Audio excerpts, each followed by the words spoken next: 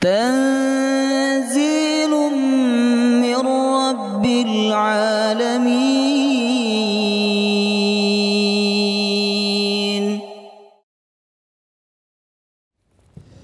السلام عليكم ورحمة الله وبركاته.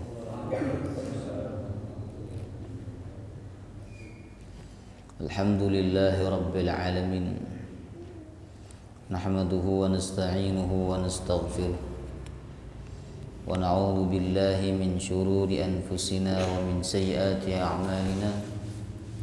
من يهده الله فلا مضل له، ومن يضلل فلا هادي له. أشهد أن لا إله إلا الله وحده لا شريك له، وأشهد أن محمدا عبده ورسوله لا نبي ولا رسول بعده. اللهم صل وسلم على سيدنا ونبينا محمد وعلى آله وصحبه أجمعين. سبحانك لا علم لنا إلا ما علمتنا إنك أنت العليم الحكيم. اللهم إنا نسألك علما نافعا ورزقا طيبا وعملا متقبلا، آمين يا رب العالمين. Alhamdulillah, tidak bosan-bosannya kita memuji dan bersyukur kepada Allah, karena Allah selalu memberikan nikmat kepada kita semua, sehingga dengan nikmatnya malam hari ini kita bisa berkumpul kembali duduk di dalam majelis ilmu, majelis yang dimuliakan oleh Allah Subhanahu wa taala. Semoga duduknya kita di dalam majelis ini menjadi sebab Allah mengampuni dan membersihkan dosa-dosa kita semua. Amin ya rabbal alamin.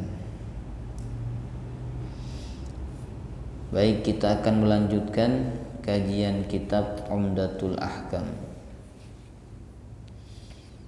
Sekarang masuk bab berapa?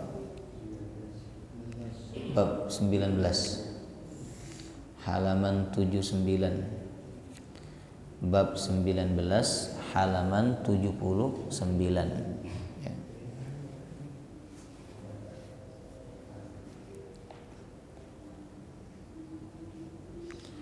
Ini tentang larangan lewat di depan orang yang sholat, baik sholat wajib maupun sholat sunnah ya. Di depan orang sholat ini Bapak Ibu maksudnya antara kaki dan tempat sujudnya ya.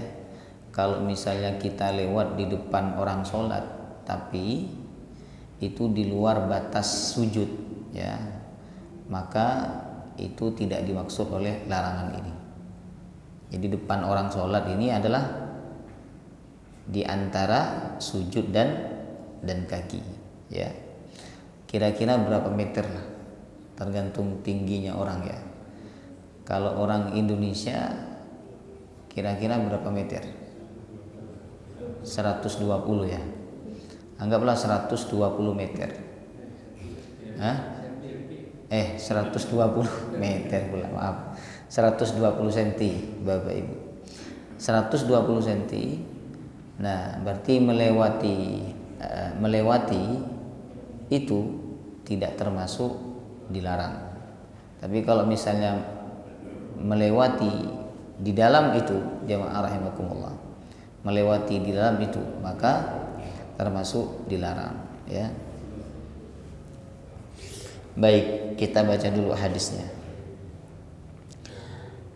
Hadis 112, Abu Juhaim Abdullah bin Al-Harith bin As-Sammah Al-Ansari radhiyallahu an qala, beliau menuturkan, langsung terjemahannya, bahwa Rasulullah SAW bersabda, sekiranya orang yang lewat di depan orang yang sedang sholat itu mengetahui dosa yang akan ditanggungnya, maka seandainya dia berhenti selama 40 itu lebih baik daripada dia lewat di depan orang sholat tersebut. Abu An-Nadhr mengatakan, aku tidak mengetahui apakah 40 hari, bulan, ataukah 40 tahun.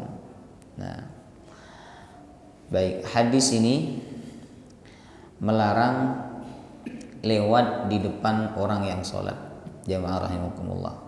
Bahkan kalau orang itu sengaja lewat di depan orang sholat, maka dia dianggap telah melakukan dosa besar. Sebab menunggu orang itu sampai selesai sholat, walaupun menunggunya 40, ya kan? Ada yang bilang 40 hari, 40 bulan, ada yang bilang 40 tahun. Itu lebih baik daripada dia harus lewat di depan orang sholat. Ini menunjukkan bahwa betapa besarnya dosa orang yang lewat di depan orang yang sholat. Jamaah rahimakumullah. Kenapa Bapak Ibu? Karena orang yang sholat ini dia berdiri menghadap kepada Allah dan bermunajat kepada Allah SWT. Sehingga apabila ada orang yang lewat persis di depannya, ya, maka terputuslah munajat dia, terputuslah menghadapnya dia dengan Allah Subhanahu wa taala, ya, sehingga ibadahnya menjadi terganggu. Subhanallah, ini lewat ya, lewat di depan orang sholat, ya. Kalau membuat orang yang sholat ini terganggu, dan pasti terganggu, karena orang sholat ini kan sunnahnya membuka mata. Sholat itu makruh menutup mata, Bapak Ibu, kecuali ada keperluan, misalnya menambah kekhusyuan atau mengingat hafalan. Nah, ini diperbolehkan. Tapi pada dasarnya sholat itu sunnah membuka mata. Nah, makanya ketika ada orang lewat di depannya pasti akan mengganggu ibadah dia dan mengganggu munajat dia kepada Allah Subhanahu wa taala. Oleh karenanya orang yang lewat itu dia telah melakukan dosa besar. Bahkan Nabi menganjurkan, seandainya dia tahu, kata Nabi, betapa besarnya dosa orang yang lewat di depan orang sholat, pasti dia rela menunggu selama 40 jam atau 40 hari atau 40 bulan. Jamaah rahimakumullah, ya. Baik, kita baca dulu hadisnya. Kemudian hadis 113. Ini sikap orang yang sholat apabila ada orang yang ingin lewat di depannya. Abu Sa'id Al-Khudri radhiyallahu anhu menuturkan bahwa dirinya mendengar Rasulullah sallallahu alaihi wasallam bersabda, jika salah seorang di antara kalian mengerjakan sholat menghadap kepada sesuatu yang bisa membatasinya dari orang yang lewat, lantas yang hendak lewat di depannya, maka lantas ada orang yang hendak lewat di depannya, maka hendaklah dia menolak dengan keras. Kalau orang yang lewat tersebut tidak mau, maka dia adalah setan, ya. Nah, ini hadis ini sikap orang yang sholat apabila ada orang yang ingin lewat di depannya. Bagaimana sikapnya? Sedangkan dia sudah menggunakan sutroh. Tahu sutroh, ya? Sutroh seperti itu, ya, Bapak Ibu. Nah, sutroh itu tidak harus berupa kayu, ya, bisa juga serban, ya kan. Bahkan dalam mazhab Syafi'i garis karpet ini juga bisa dijadikan sebagai sutroh. Ini pembatas supaya orang tidak lewat di dalamnya. Orang yang lewat di luarnya, maka dia tidak dianggap lewat di depan orang sholat, Bapak Ibu. Kalau panjenengan sholat di masjid atau di tempat yang tidak ada garisnya, maka panjenengan dianjurkan untuk meletakkan benda di depan sebagai pembatas. Nah, yang penting jangan HP, ya. Jadi kalau HP panjenengan sujud hilang, karena ada kejadian itu, meletakkan HP di depan ketika sujud, ternyata bangun dari sujud HP-nya nggak ada. Jamaah rahimakumullah, ya. Bisa juga dengan sajadah. Sajadah itu kan sudah ada batasnya, maka sajadah itu bisa disebut dengan sutroh juga, Bapak Ibu. Pokoknya ada pembatas, entah itu berupa benda atau garis atau yang lain-lain jemaah rahimakumullah, ya kan, ada pembatas yang jelas. Jadi kalau kita sholat, kata Nabi, padahal kita sudah menggunakan pembatas, sudah menggunakan sutroh, ya, tetapi tetap saja ada orang yang ingin lewat di dalam sutroh itu.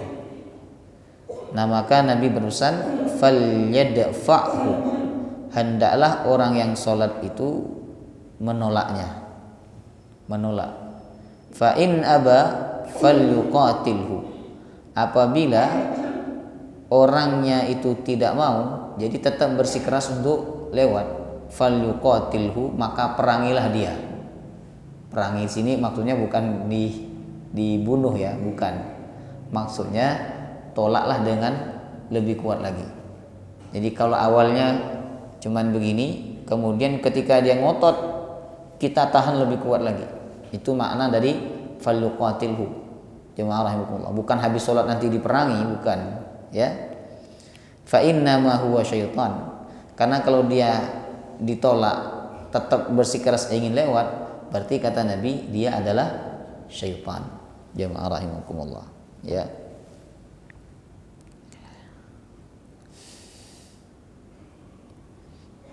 Bagaimana cara menahan orang yang lewat ketika kita sholat, Bapak Ibu? Lalu ada orang yang hendak lewat di depan kita padahal kita sudah menggunakan sutrah, jemaah rahimakumullah. Itu cegatlah di bagian lehernya. Ya, yang susah ini kan kalau yang sholat kecil, yang sholat pendek, sedangkan yang lewat tinggi, Bapak Ibu. Yang sholat saya, ya kan? Tapi yang lewat ini misalnya siapa? Pak Sigit, tinggi, jemaah rahimakumullah, ya kan? Nah, maka tidak harus ke atas tangannya, pokoknya lurus saja, ya, begini, Bapak Ibu. Nah, kemudian apabila orang itu berusaha untuk tetap lewat, maka tahanlah dengan tenaga yang lebih kuat, jemaah rahimakumullah, ya.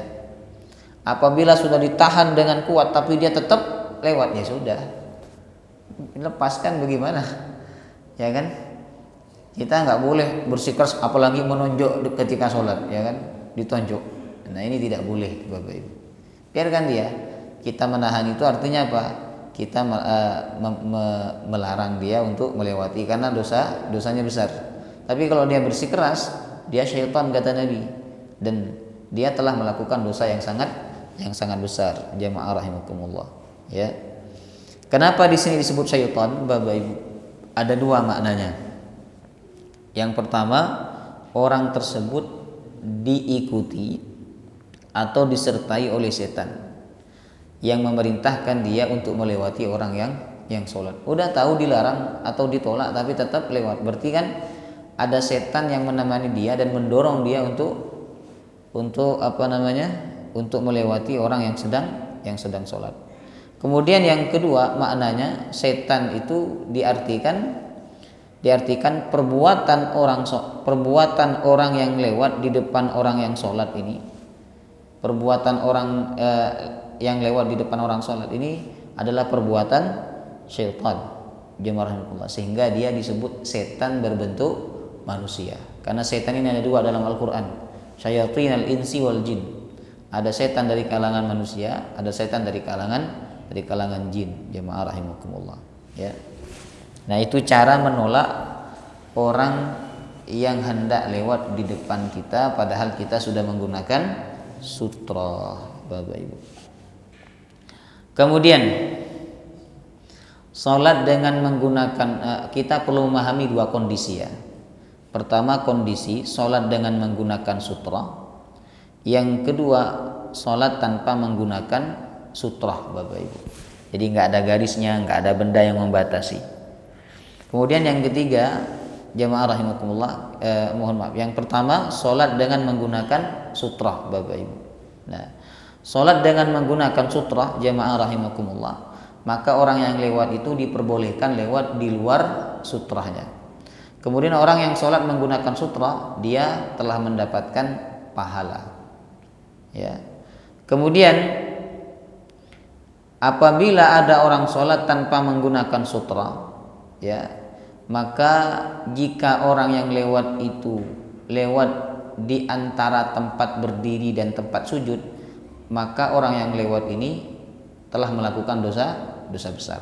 Tapi kalau dia lewat di luar antara tempat berdiri dan tempat sujud, maka orang yang lewat ini tidak berdosa. Jemaah rahimakumullah. Ya kan? Tidak berdosa. Nah, misalnya begini ya. Saya sholat Bapak Ibu. Sutroh saya ini melebihi tempat sujud saya. Maka ketika ada orang ingin lewat di depan saya, dia tidak boleh lewat di dalam sutroh. Walaupun sutroh saya ini agak jauh jaraknya dengan saya, tetap dia tidak boleh. Jemaah rahimakumullah. Kecuali sangat jauh, itu tidak wajar, ya. Tapi kalau seseorang itu tidak menggunakan sutroh Bapak Ibu, maka orang yang lewat ini boleh lewat di depan orang sholat asalkan di luar batas sujud. Ngoten. Jemaah rahimakumullah. Kemudian bagaimana kalau sholat berjamaah? Kalau sholat berjamaah, bagi imam, sutrohnya imam itu adalah dinding atau sajadah. Sedangkan bagi makmum, sutrohnya makmum adalah imam. Makmum baris kedua, sutrohnya adalah makmum baris pertama. Jemaah rahimakumullah. Nah, bagaimana hukumnya lewat di depan orang yang sholat berjamaah? Ya kan? Apakah juga sama tidak boleh ataukah dikecualikan boleh? Nah, dalam hal ini ulama berbeda pendapat. Untuk sholat berjamaah, ada yang mengatakan hukumnya tetap tidak boleh, ya, karena hadisnya bersifat umum, baik orang sholat itu sendiri maupun berjamaah, baik hadisnya bersifat umum. Pendapat yang kedua mengatakan boleh Bapak Ibu, berdasarkan hadis perbuatan Abdullah bin Abbas, sebagaimana hadis setelah ini nanti ya, nanti ada hadisnya nih. Abdullah bin Abbas ketika berada di tanah lapang, kemudian dia ingin ikut sholat, dia datang belakangan lalu masuk ke shop sholat berjamaah, ya kan, dia melewati orang-orang yang sholat berjamaah dan Nabi SAW tidak melarangnya, Nabi SAW tidak menegurnya, sehingga ini dijadikan dalil oleh sebagian ulama bahwa ketika sholat berjamaah, seseorang itu ketika hendak lewat karena susah kan untuk lewat karena banyaknya orang yang sholat berjamaah, maka diperbolehkan. Tapi saya lebih condong kepada pendapat yang pertama.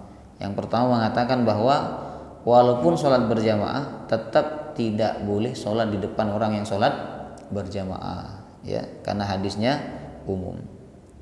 Kemudian bagaimana ketika orang itu sholat di Masjidil Haram atau di tempat yang banyak dilalui oleh orang? Ini penting, ya, tempat itu banyak dilalui oleh orang. Nah, di sini ada empat rincian Bapak Ibu. Yang pertama, nah perhatikan ini, jika orang yang sholat tidak sengaja sholat di tempat orang-orang yang lewat dan terdapat celah yang memungkinkan bagi orang lewat untuk tidak lewat di depan orang sholat, maka orang yang lewat tidak berdosa, sedangkan yang sholat juga tidak berdosa. Paham ya? Belum paham? Misalnya panjenengan sholat di dekat pintu masuk, ini kan tempat keluar masuknya jamaah. Nah, tapi panjenengan tidak tahu kalau itu tempat lewatnya banyak orang, panjenengan tidak tahu, ya, panjenengan tidak sadar, tidak tahu. Nah, kemudian sedangkan ada tempat lain yang bisa digunakan oleh orang lain untuk lewat, misalnya lewat pintu belakang. Jemaah rahimakumullah. Nah, maka dalam hal ini panjenengan tidak berdosa, yang sholat tidak berdosa, yang lewat, tapi asalkan dia tidak lewat di depan orang sholat, ya, tapi lewat pintu belakang, ini juga tidak berdosa. Jelas dua-duanya tidak berdosa ini Bapak Ibu. Kemudian yang kedua, kondisi yang kedua, jika orang yang sholat itu tahu bahwa tempat itu adalah tempat lewatnya banyak orang, jemaah rahimakumullah, sedangkan tidak ada celah yang memungkinkan untuk lewat selain melewati orang yang sholat, maka dalam hal ini orang yang sholat berdosa, adapun orang yang lewat tidak berdosa. Paham ya? Nah, panjenengan sholat di dekat pintu itu, ya kan, persis di pintu masuk atau pintu keluar masuk, sedangkan pintu belakang nggak ada, hanya itu saja pintu keluar masuk. Nah, panjenengan sudah tahu itu pintu keluar masuk. Nah, sehingga orang tidak ada pilihan lain kecuali lewat di situ. Dalam hal ini yang dosa siapa? Yang sholat. Yang lewat tidak dianggap berdosa. Jamaah rahimakumullah. Ya. Kemudian kondisi yang ketiga, Bapak Ibu, jika orang yang sholat sudah tahu dan sengaja sholat di tempat orang-orang yang biasa lewat dan ada celah yang memungkinkan untuk lewat, maka keduanya berdosa. Paham nggak? Belum paham juga. Misalnya panjenengan sholat di dekat pintu tempat keluar masuknya orang. Panjenengan tahu itu tempat keluar masuknya orang. Ya kan, banyak orang lewat di situ. Tapi panjenengan tetap sholat di situ. Kemudian ada celah atau ada pintu lain yang bisa dimasuki oleh seseorang untuk masuk masjid misalnya. Tapi orang itu nggak mau masuk pintu yang lain karena agak jauh mungkin. Akhirnya dia masuk melalui pintu utama dan melewati panjenengan yang sholat. Dalam hal ini dua-duanya berdosa. Orang yang sholat dianggap berdosa, orang yang lewat juga dianggap berdosa. Jamaah rahimakumullah. Ya. Kemudian dua-duanya tidak dianggap berdosa, Bapak Ibu. Dua-duanya tidak dianggap berdosa jika orang yang sholat itu tidak sengaja sholat di tempat orang-orang yang lewat dan tidak ada celah. Tidak ada celah, jemaah rahimakumullah. Tidak ada celah untuk lewat, maka boleh lewat dan keduanya tidak berdosa. Ya kan? Nggak ada dia tidak tahu kalau itu tempat banyak orang lewat dan tidak ada tempat lain yang bisa dilewati oleh seseorang kecuali melewati panjenengan yang sholat. Nah, maka dalam hal ini orang yang sholat dan orang yang melewati dianggap tidak berdosa. Paham ya? Nah. Kemudian apa sebenarnya hukum dari larangan ini? Karena larangan itu ada dua. Ada larangan yang bersifat haram, ada larangan yang bersifat makruh, Bapak Ibu, ya. Nah, sehingga ulama merinci hukum menghalangi orang yang lewat di depan kita yang sholat. Apakah kita wajib menghalangi ataukah kita hanya sunnah menghalangi? Jamaah rahimakumullah. Nah, kalau kita berpegang teguh kepada pendapat Imam Ahmad bin Hanbal, beliau mengatakan hukumnya wajib. Karena perintah itu pada dasarnya menunjukkan kewajiban. Nabi kan memerintahkan fal yadfa'hu. Kata Nabi, fal yadfa'hu, tolaklah orang yang akan lewat itu dengan tanganmu. Apabila dia tidak mau, maka perangilah dia, dalam pengertian tolaklah dengan cara yang lebih kuat lagi, dengan cara yang lebih dahsyat lagi. Nah, kata Imam Ahmad bin Hanbal, perintah ini menunjukkan wajib. Berarti kalau ada orang yang ingin lewat di depan kita yang sholat, padahal kita sudah menggunakan sutrah, Bapak Ibu, lalu kita membiarkan dia lewat, kita tidak mencegahnya, berarti kita dianggap berdosa karena kita dianggap tidak menjalankan kewajiban. Ini pendapat Imam Ahmad bin Hanbal. Kemudian kalau kita merujuk kepada pendapat jumhur ulama, jumhur ini berarti mayoritas, Hanafi, Maliki, Syafi'i. Kan ada 4 mazhab ya. Ahmad bin Hanbal tadi menyebut wajib, sedangkan jumhur Hanafi, Maliki dan mazhab Syafi'i, jamaah rahimakumullah, mengatakan hukumnya sunnah. Jadi sunnah dicegah, Bapak Ibu, sunnah dicegah. Tapi bagi orang yang lewat itu tetap dilarang dan dia tetap mendapatkan dosa besar, jemaah rahimakumullah, kalau dia ngotot lewat. Sedangkan bagi orang yang sholat, kata jumhur ulama, sunnah dicegah atau sunnah mencegah sebisa mungkin, ya, sebisa mungkin Bapak Ibu, ya. Ini kalau ada perbedaan pendapat antara minoritas dengan mayoritas, maka kita ambil pendapat mayoritas ulama. Jemaah rahimakumullah, ya. Kita lanjut hadis berikutnya.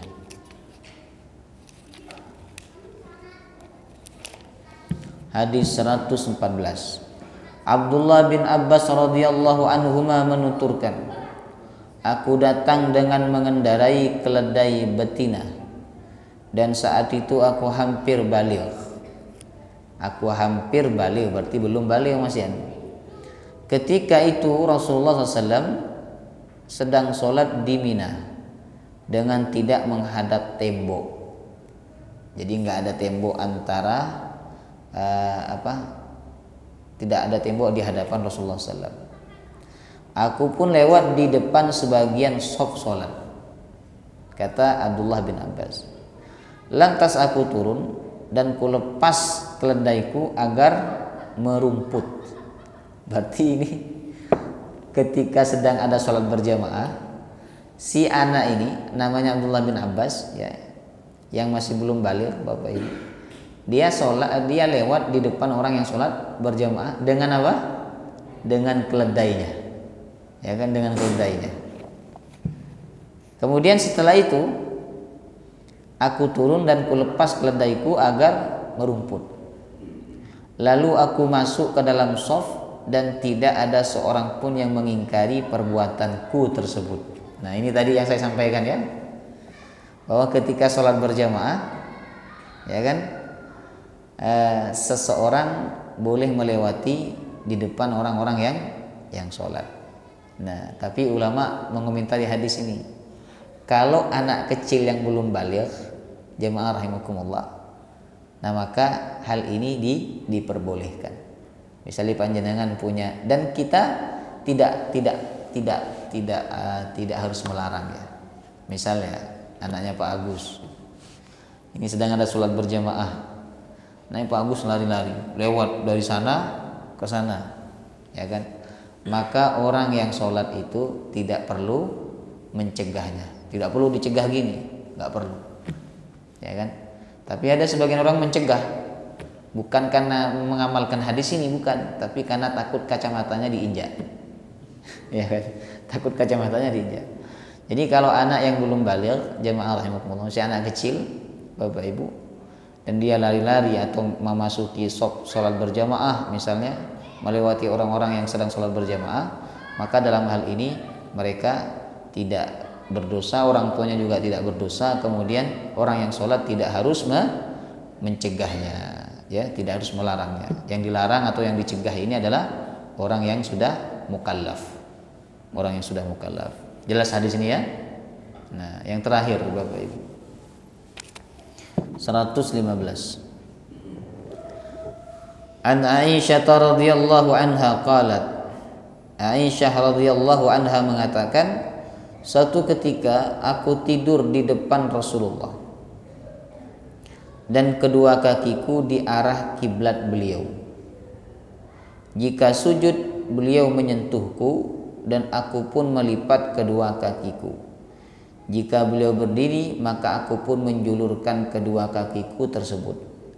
Pada saat itu rumah-rumah tidak ada lampu-lampu di dalamnya. Subhanallah. Nah, apa pelajaran dari hadis ini? Yang pertama, pelajaran dari hadis ini, jangan lupa, bolehnya seorang yang tidur melintang kakinya di depan orang yang sholat jika tempatnya sempit. Jika, kalau tempatnya nggak sempit tidak boleh, ya. Misalnya panjenengan rumahnya seperti rumah Nabi. Rumah Nabi ini sempit Bapak Ibu, ya, rumah Nabi ini sempit. Kalau kita membaca bagaimana melihat replika rumah Nabi itu sempit yang di Madinah, sedangkan yang di Mekah rumah Nabi besar karena Nabi tinggal bersama Khadijah radhiyallahu anha.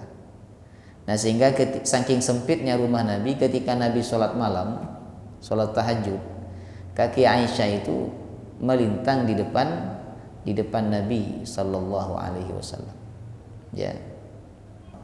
maka kita akan mengatakan kok Aisyah kurang adab, bisa-bisanya dia melintangkan kakinya di depan Rasulullah yang sedang sholat.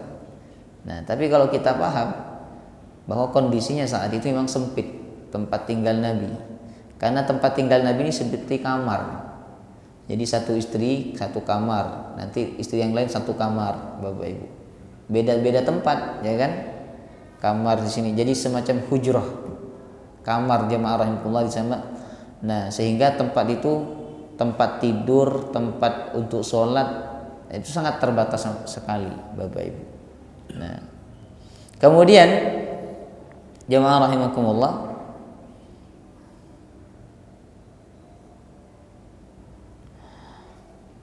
hadis ini juga menunjukkan bahwa memegang wanita atau memegang istri ketika dalam keadaan punya wudhu itu tidak membatalkan wudhu.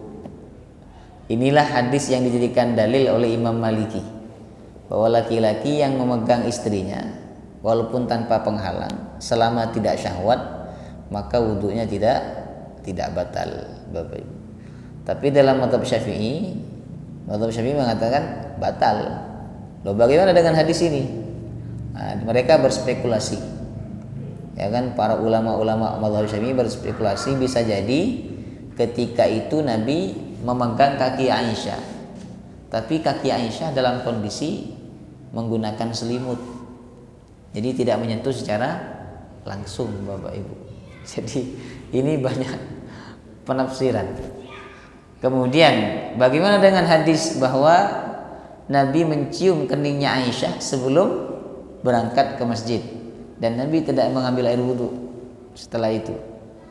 Kata mazhab Syafi'i bisa jadi Nabi mencium ada penghalang, ya kan? Jadi ini saking hati-hatinya ulama Syafi'iyah, Bapak Ibu. Saking hati-hatinya Imam Syafi'i.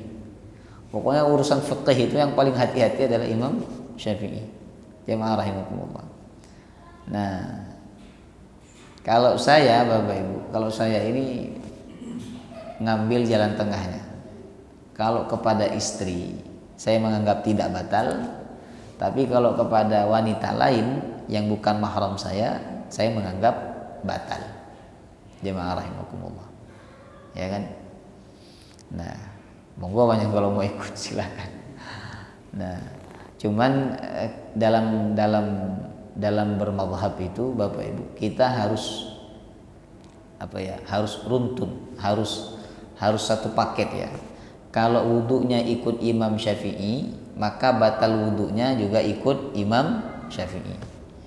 Wudhu dalam mazhab Syafi'i itu pokok basah, tidak digosok buat nopo-nopo, pokok basah. Kaki panjenengan tinggal arahkan ke air keran, itu dalam mazhab Syafi'i sah. Berarti nanti batal wudhunya panjenengan ikut mazhab Syafi'i. Menyentuh istri batal, baik disengaja pun tidak ataupun tidak disengaja. Tapi kalau panjenengan mengambil pendapat menyentuh istri itu tidak batal, maka sebisa mungkin panjenengan wudhunya ikut mazhab Maliki. Ya kan? Dalam mazhab Maliki, Bapak Ibu, wudhu itu tidak hanya basah, tapi juga tadlik. Tadlik artinya digosok, gini. Nah, tangan gini, ya. Nah, kemudian kaki digosok-gosok. Nah, ini satu paket, jemaah rahimakumullah. Dan sunnah memang dalam mazhab Syafi'i, tadlik itu hukumnya sunnah, menggosok hukumnya sunnah. Karena dengan menggosok kotoran akan luntur. Dalam mazhab Maliki, menggosok atau tadlik bahasa Arabnya ini hukumnya wajib, Bapak Ibu. Nah, jadi panjenengan boleh mengambil salah satu pendapat dari mazhab asalkan tata cara wudhunya sama seperti yang disyaratkan atau yang disampaikan oleh mazhab tersebut, ya. Kemudian jemaah rahimakumullah, pelajaran lain dari hadis ini bahwa Rasulullah itu suami yang sabar. Ya, Rasulullah itu suami yang sabar, yang lembut. Coba bayangkan kalau kita yang sholat, lalu kaki istri kita melintang di depan kita, apa yang akan kita lakukan? Hah? Oh, dipukul Bapak Ibu. Wah, kamu ini kurang adab misalnya. Ya kan? Habis sholat udahlah nggak sholat, ya kan? Kakinya melintang lagi. Nah, ya kan? Tapi Nabi tidak seperti itu. Nabi itu sholat malam tidak selalu membangunkan istrinya. Ya, karena sholat malam hukumnya sunnah Bapak Ibu. Seorang istri mungkin capek, ya kan? Dia capek ngurusi rumah tangga, capek ngurus anak dan sebagainya. Nah, kan maka Nabi SAW ketika sholat malam terkadang membangunkan istrinya, tapi terkadang Nabi tidak membangunkan istrinya Bapak Ibu. Ya, dan di sini Aisyah tahu nggak kalau Nabi sholat malam? Tahu. Buktinya tadi apa? Aisyah radhiyallahu anha merasa bahwa Nabi mengangkat kakinya. Jemaah rahimakumullah, karena Nabi kesulitan untuk sujud, maka diangkat, disingkirkan kakinya. Setelah Nabi selesai sujud, Aisyah mengembalikan posisi kakinya, melintang di depan Rasulullah SAW. Jadi Aisyah ini tahu Nabi sedang sholat malam, tapi Aisyah nggak bangun, dan Nabi tidak membangunkan Aisyah radhiyallahu anha. Nah, Bapak Ibu, jadi ini menunjukkan bahwa Nabi itu sangat lembut kepada istrinya, sehingga Nabi mengatakan khairukum khairukum li ahli wa ana khairukum li ahli. Sebaik-baik kalian yang paling baik kepada keluarganya, dan akulah yang paling baik kepada keluargaku.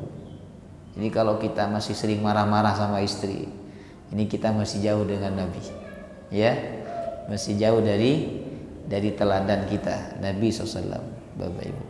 Ya, maka belajarlah menyayangi, mencintai, kemudian bersikap lembut kepada istri kita, jemaah rahimakumullah. Ya.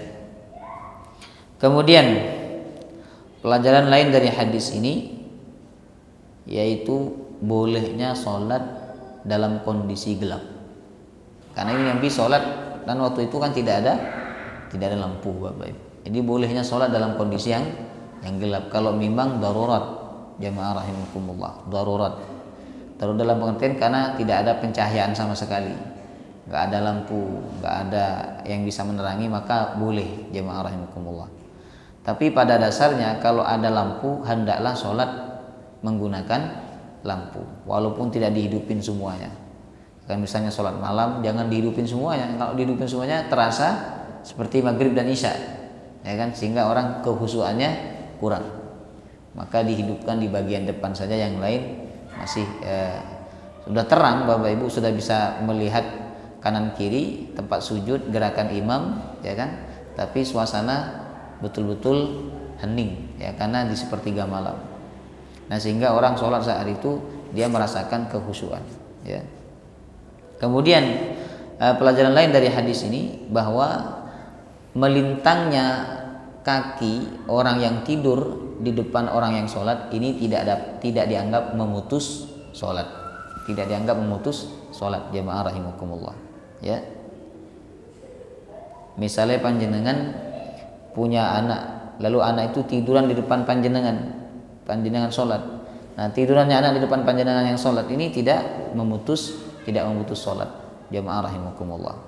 Dan kita tidak harus melarang mereka untuk tiduran di depan kita yang sholat. Hanya saja nanti ketika kita sujud kita harus menyingkirkan mereka dengan cara yang lembut, Bapak Ibu. Nah, boleh, dalam hadis ini menunjukkan juga bahwa boleh, jemaah rahimakumullah, kita bergerak, melakukan gerakan demi kemaslahatan sholat. Ini diperbolehkan. Jadi misalnya anak kita ada di depan kita saat kita sholat, maka ketika kita hendak sujud kita kesulitan, kita boleh mengangkat mereka, dipindahkan ke samping kita. Ini diperbolehkan. Walaupun banyak gerakan tidak masalah, Bapak Ibu. Karena demi kemaslahatan sholat, jemaah rahimakumullah. Ya. Kemudian pelajaran lain dari hadis ini, jemaah rahimakumullah, bahwa kita tidak boleh marah kepada seseorang yang membentangkan kakinya di depan kita saat kita sholat apabila memang ada hajat, atau karena keterbatasan Bapak Ibu. Kita nggak boleh marah. Misalnya karena keterbatasan tempat, kita nggak boleh marah setelah kita sholat. Begitu juga dengan anak kita kemudian main-main di depan kita yang sholat, kita tidak boleh memarahi mereka setelah kita sholat. Sebagaimana Nabi SAW, Nabi tidak memarahi Aisyah radhiyallahu anha. Nabi tidak menegur Aisyah radhiyallahu anha. Jemaah rahimakumullah, ya. Baik. Itulah 4 hadis yang berkaitan dengan larangan lewat di depan orang yang sholat. Nah, maka jangan lewat di depan orang yang sholat, antara tempat berdiri dan tempat sujud. Ya, di luar itu diperbolehkan, Bapak Ibu. Ya. Wallahu taala a'lam bissawab. Baik, kita buka tanya jawab sambil menunggu waktu isya. Silakan Pak Agus.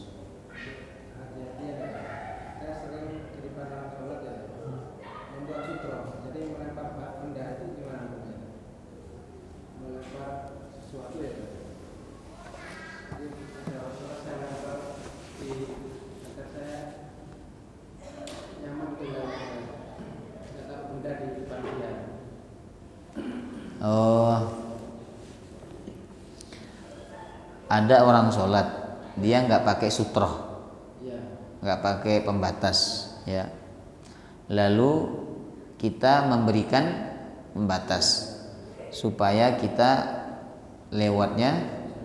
Nah, baik.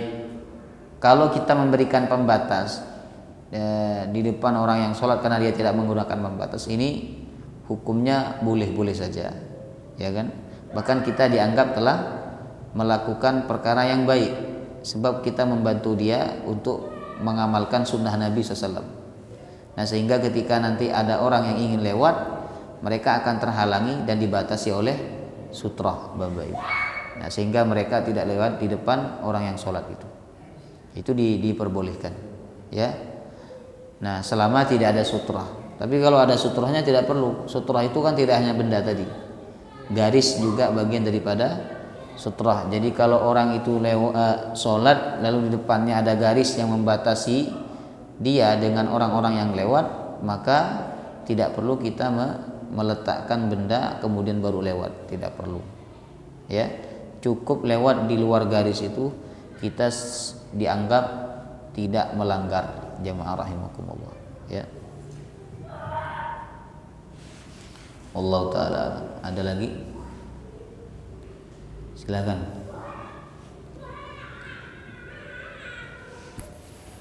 Allah. Pak Widi, silakan. Sama kalau imam di depan kemudian batalkan kan kembali ke belakang itu kan melewati jamaah itu gimana? Kan melewati yang mesti depannya. Baik. Misalnya imamnya batal, maka otomatis dia harus ke belakang kan. Nah, sedangkan tidak ada pintu keluar di depan, harus melewati jamaah. Maka diatur dalam mazhab Syafi'i, hendaklah dia melewati di celah-celahnya shaf. Ya, hendaknya dia melewati di celah-celahnya shaf. Ya. Jangan lewat di depan orang yang sholat, jangan ke kiri ke kanan, tetapi lurus ke belakang, ya, lewat di celah-celahnya, ya kan. Dan orang yang sholat harus memberikan celah supaya imam tadi yang batal sholatnya ini bisa lewat, ya, kecuali pintunya di samping, di belakang udah penuh jemaah, sedangkan pintu keluarnya di samping, Bapak Ibu. Maka mau tidak mau orang yang batal sholatnya ini melewati jemaah yang sedang sholat ini dimaafkan, karena tidak ada tempat lain, Bapak Ibu. Dan jemaah tidak boleh melarang, tidak boleh menolak, ya kan? Tidak boleh menolak. Menolak itu apabila ada tempat ada tempat lain yang bisa dilewati, ya kan? Allah taala alam bissawab. Subhanakallahumma wa bihamdika asyhadu an la ilaha illa anta astaghfiruka wa atubu ilaik. Assalamualaikum warahmatullahi wabarakatuh.